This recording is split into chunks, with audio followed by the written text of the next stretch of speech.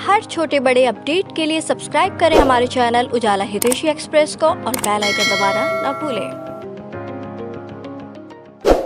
Noida sector 63 में चल रहे एक फर्जी कॉल सेंटर का भंडाफोड़ करते हुए 76 लोगों को गिरफ्तार किया है। ये गिरोह इंस्टा सॉल्यूशन नाम से एक कॉल सेंटर संचालित कर रहा था, जहां से अमेरिकी नागरिकों को निशाना बनाकर ठगी की जा रही थी। अब तक ये गिरोह 1500 से अधिक लोगों को ठग चुका है। गिरोह विशेष रूप से विदेशी नागरिकों को ही निशाना बनाता था, जिससे उनके खिलाफ स्थानीय स्तर पर कोई शिकायत दर्ज न हो सके। गिरफ्तार हुए हैं, किस तरह का खुलासा हुआ है और ये कब से चल रहा है? सीआरटी पुलिस और थाना सेक्टर 63 की संयुक्त कार्रवाई में एक यूएस सिटीजन से ठगी करने वाले कॉल सेंटर का पर्दाफाश हुआ है। इसमें टोटल 76 लोगों की गिरफ्तारी सुनिश्चित की गई है और इसमें 4 जो मुख्य संचालक हैं इस कॉल सेंटर के, उनकी भी गिरफ्तारी सुनिश्चित की गई। इसमें टोटल 76 में 9 महिलाएं हैं और अन्य पुरुष शामिल हैं।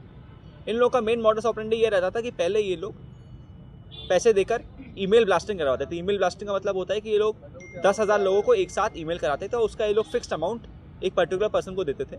ईमेल ब्लास्ट होने के बाद जब उसमें बग का मैसेज लिख के आता था, यानी कि जब यूज़र्स को पता लगता था कि उनके कंप्यूटर में कोई समस्या है और जब उस लिंक पे क्लिक करते थे तो एक ब्लू कलर की स्क्रीन आ जाती थी और उस स्क्रीन पे लिख के आता था कि कृपया इन नंबरों को कॉल करें अपनी समस्या का समाधान करने के लिए।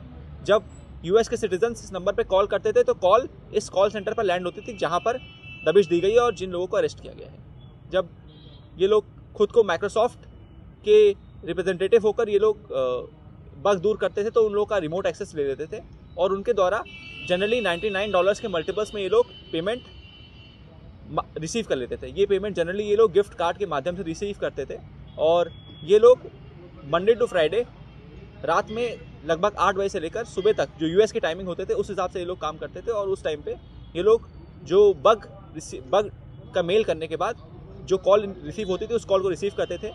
इन सब लोगों की सैलरी लगभग 15 से लेकर 25 से 30 हज़ार के बीच थी और उसके अलावा ये लोग जिस पर्सन के साथ फ्रॉड कमिट कर लेते थे ये लोग उनके साथ उसका इनको इंसेंटिव भी मिलता था। इसके अलावा इन लोगों के पास से कुछ यूएस बैंक्स की फर्जी अकाउंट्स की चेक भी बरामद हुई हैं और ये लोग कई बार चेक यूज़र्स को दिखाकर, विक्टिम्स को दिखाकर उनसे पैसे इन कैश भी करा लेते थे।